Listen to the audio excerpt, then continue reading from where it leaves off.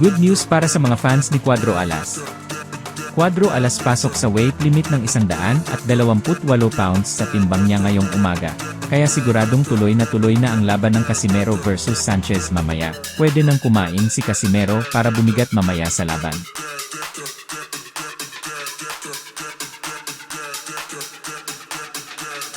Mensahe ni Casimero para kay Sanchez.